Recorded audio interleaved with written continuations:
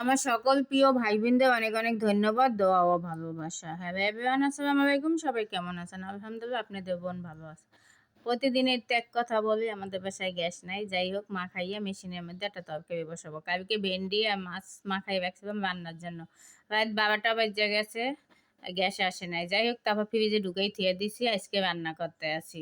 আর এই যে মাখাইয়া বসাই দেবো মেশিনে। ইলিশ মাছটাও মাখানো ছিল, ওইটাও দিয়ে দিতেছি। বেশি করে পেঁয়াজ দিয়ে দিতেছি, হলুদ এক চামচ, মরিচের গুঁড়ো 1 চামচ, পেঁয়াজ কুচানো আর ভেন্ডি, সাথে একটা আলুও দিয়ে দেবো। মাখাইয়া মেশিনের মধ্যে দিয়ে দেবে। এই তরকারিটা কিন্তু খাইতে অনেক মজা। আর ইলিশ মাছ তো জাল দিয়ে খাইবেও মজা, তাই না? এই জন্য আমি এখন কি করলাম, ভাজতে এই মেশিনে ভাজা যায় না, একদম তোল এক সাইডে চলে যায়, অত ভালো হয় না। এই জন্য করলাম যে ভাজা লাগবে না, এমনি মাখাই বসাই দিই। আর ইলিশ মাছ অত আহামরি অত বড় না, ছোট ইলিশ মাছেই মাখাইয়া সুন্দর মতন সব মশলা দিয়ে এখন গরম পানি দিয়ে দেবো। চুলায় সারাদিন একটু পানি বসাই থুই, এটা গরম হয়, ওই পানিটাই দিয়ে দেবো। যাই হোক, এইভাবেই জীবনযাপন করতে আসি। বলেন তো প্রিয় ভাই বোন, আমার মতন কে কে এরকম কষ্ট করতে আসেন খাওয়া দাওয়ায়?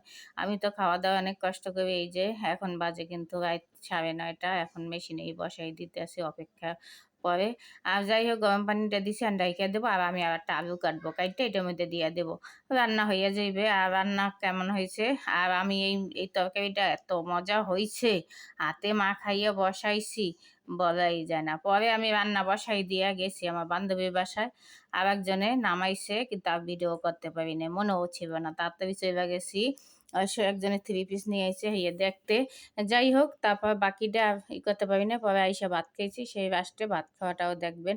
তরকারিটা কিন্তু অনেক সুন্দর। আর করলা ভাজিও করব সাথে, এই দুইটা জিনিস। এই করলা ভাজিও আমার পাশে যে থাকে সে করবে, আমি একটু বাইরে চলে যাব। যাই হোক, এইটা ভাজিটাও করছে, ভাজিটাও অনেক মজা হয়েছিল।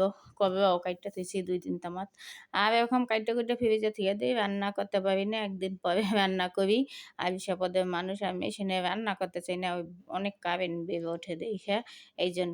যাই হোক, এই যে করলাও ফ্রিজে ছিল, এখন ধুইয়া পানি জড়াইতে দিয়ে দিছি। আর ভাতটাও একদম কম হিটে বসাই থুইছি, ডাইকা একটু ভাতটা হয়ে যাবে। এখানে আস্তে গরম পানি দিয়ে বসাই থুয়ে এইভাবে ডাইকা দিলে হইয়া যায়।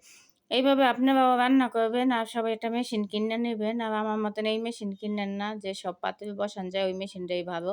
আর অবশেষে এখন বাজে রাত 10টা, এই যে ভাত খেতে আসি, দেখেন কবে বাবা যেটা আগে নিয়ে নিতে আসি। আর এই মাছটা আলহামদুলিল্লাহ, আমি একটা মাছ একটা মাথা খাইছি, সাথে ডিম ছিল, ডিম সব কুচ্চা কুচ্চা তেনোটার থেকে খাইছি। আমার কাছে এত ভালো লাগছে, এই বছরে মনে হয় বেস্ট একটা তরকারি খেয়েছি। ভেন্ডির তরকারি যা সবে কি মাছ দিয়ে রান্না করি, ইলিশ মাছ দিয়া, এত মজা লাগে। আর একটা তরকারি থাকলে, তরকারি যদি কম থাকে, ওই তরকারিটা বেশি মজা হয়। যে আমি ডিমগুলো সব বাচ্চা বাচ্চা নিয়ে নিছি, এত ভিডিও বড় হয়ে যাবে দেখে বেশি করি না। যাই হোক, অনেক মজা ছিল খাইতে, এত পরিমাণে মজা করে খাইছি, আমি 2 প্লেট ভাত খাইয়ে ফেলাইছি, এত পরিমাণে মজা হয়েছিল। ক্যামেরাটা ধইরা আস্তে আস্তে খাইছি, কিন্তু পরে আমি ক্যামেরাটা যখন রাখছি, রাইখা পরে আমার কাছে এত মজা লাগছে। লেবু সাথে নিছি আর ডিম, আর মাছের ডিম তো আমার সবচেয়ে পছন্দ। সবাই ভালো থাকবেন, সুস্থ থাকবেন, কমেন্টে জানাবেন।